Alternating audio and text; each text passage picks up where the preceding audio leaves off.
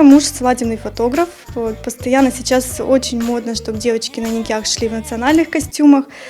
Поэтому вот было принято решение, что нужно что-то создать новое, необычное. Но в то же самое время мы придерживаемся крымско-татарского стиля.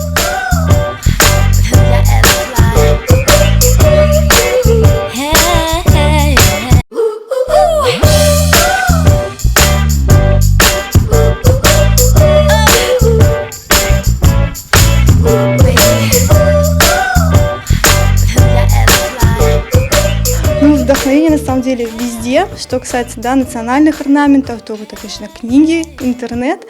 А так элементарно можно просто в магазине увидеть ткань, и уже возникает идея, что вот нужно сделать такой наряд, и уже возникает какой-то образ, фасон, модель такого наряда.